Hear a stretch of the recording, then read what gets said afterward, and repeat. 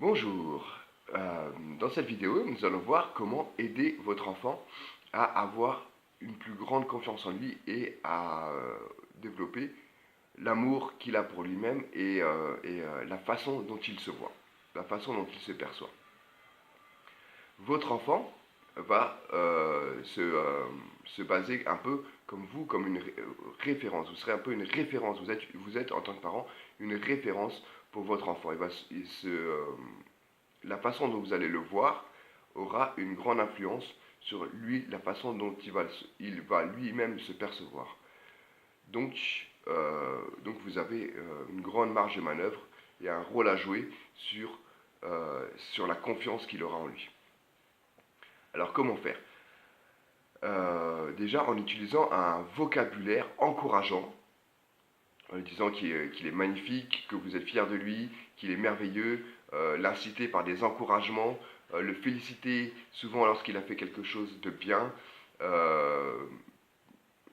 allez voir qu'en utilisant ce vocabulaire-là, lui-même prend une partie de son vocabulaire sur vous et lui-même, le vocabulaire encourageant, le vocabulaire élogieux que vous aurez pour lui, lui-même va le réutiliser pour se parler de lui-même et des autres. Il va être encourageant avec les autres, il va complimenter les autres, je vois ça par exemple dans le vocabulaire de mon fils, j'utilise un vocabulaire encourageant pour lui parler, et lui, à son tour derrière, encourage les autres, s'encourage lui-même, dit allez, bravo, t'inquiète pas, euh, euh, il utilise des termes comme magnifique, merveilleux, il dit aux autres qu'ils sont super, il dit de lui-même en se regardant dans la glace, qu'il est beau gosse. Il a un vocabulaire pour parler souvent de lui-même et des autres qui est encourageant, élogieux et qui témoigne enfin ce vocabulaire-là qu'il utilise témoigne d'une bonne estime de lui et d'une confiance en lui. Même s'il lui arrive d'avoir peur, même s'il lui arrive de pleurer, mais je pense que ce vocabulaire-là que j'utilise et qu'il répète témoigne d'une bonne confiance en lui. Deuxièmement, lui dire à votre enfant ce que vous voulez qu'il fasse et non pas ce que vous ne voulez pas qu'il fasse. Par exemple, au lieu de lui dire s'il arrive dans la maison avec des chaussures sales, au lieu de lui dire ne marche pas dans la maison avec tes chaussures, dites-lui enlève tes chaussures. Si vous voulez s'il est un peu trop bruyant, par exemple, si votre enfant est un peu trop bruyant, au lieu de lui dire arrête de faire du bruit, dites-lui j'aimerais que tu sois calme. Donc en fait, toujours dire j'aimerais que tu fasses ceci, plutôt que je ne veux pas que tu fasses ça. Je ne veux pas, au lieu de dire je ne veux pas que tu fasses du bruit, je ne veux pas que tu cries, je ne veux pas que ceci, cela, dites-lui je veux que tu fasses ça, je veux que tu prennes ton bain, je veux que tu ailles te coucher, je veux cela. Dites-lui ce que vous voulez et non pas ce que vous ne voulez pas. Donc parlez en termes positifs. Euh, Comme ça, vous lui apprenez d'une part la positivité et d'autre part, c'est plus clair pour votre enfant. Et troisièmement, le cerveau humain, et donc le cerveau de votre enfant, ne comprend pas bien la négativité.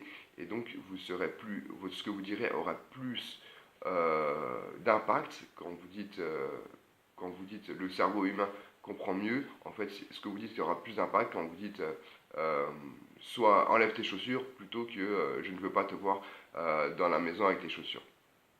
C'est plus compréhensible. Donc vous aurez un meilleur résultat. Euh, donc moi, ce que j'ai fait aussi pour mes enfants, pour qu'ils aient qu'ils se sentent bien entourés, j'ai commencé à construire un arbre généalogique. Comme ça, ils se sentent avec toutes les photos de leur famille. Comme ça, ils se sentent bien entourés. Ils se sentent appartenir à une famille. Donc, ils peuvent se sentir en appui sur les autres. Ils peuvent se sentir plus accompagnés. Donc, je pense que ça peut développer aussi leur confiance en lui. Quelque chose que je fais pour les calmer et enfin, le grand plus que le petit, pour l'instant. Pour qu'il ait un sentiment de bien-être, je fais ce que j'appelle le câlin koala, c'est-à-dire je le mets il se met assis sur mes genoux, le ventre contre le mien, donc la tête en face de moi, et lui est assis, et donc on est ventre contre ventre, et on respire ensemble, et on respire euh, d'une manière apaisée, de grandes respirations, pas trop grandes pour que lui puisse vous suivre, donc la respiration synchronisée, et pour qu'il ait une bonne respiration, je lui dis, tu dois souffler sur des bougies, souffle sur les bougies d'un gâteau d'anniversaire, il va souffler, et ça va l'apaiser, ça va le détendre, c'est un bon moyen d'apaiser votre enfant. Et d'être en communion avec lui, je trouve ça vraiment très agréable, et lui aussi trouve ça très apaisant. Ça le calme, c'est très bien pour par exemple, avant de faire ça, avant de se coucher, par exemple, s'il est un peu trop excité, ce câlin koala est un bon moyen de l'apaiser. Et dernier point, et le plus important, je pense, c'est de lui montrer que vous l'aimez d'un amour inconditionnel. Vous l'aimez quand il est gentil, quand il est agréable, mais aussi quand il fait des bêtises. Vous l'aimez même quand il fait des bêtises. Et c'est ce que je dis à mon fils quand il fait des bêtises, enfin pas toujours, des fois je suis un être humain, donc il m'arrive de m'énerver aussi, mais après d'avoir une conversation avec lui et de lui dire, je t'aime mon fils, je t'aime très fort, je t'aime très très fort, je t'aime plus que tout au monde, même quand tu fais des bêtises. Je t'aime même quand tu fais des choses qui ne me plaisent pas. Mais par contre, quand tu fais des bêtises, ça me fait mal. Ça me fait mal quand tu te disputes avec ton frère, quand tu tapes ton frère. Ça me fait mal quand tu prends des risques, quand tu fais des choses que je t'interdis parce que je t'aime. Ça me fait mal parce que je t'aime.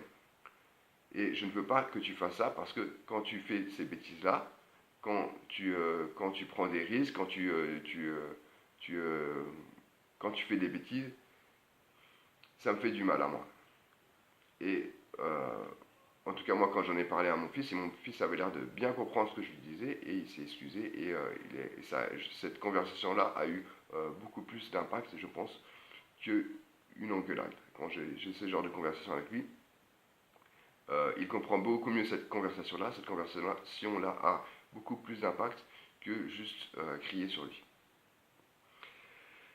Voilà, donc ce sera fini pour cette petite vidéo. Merci et à bientôt.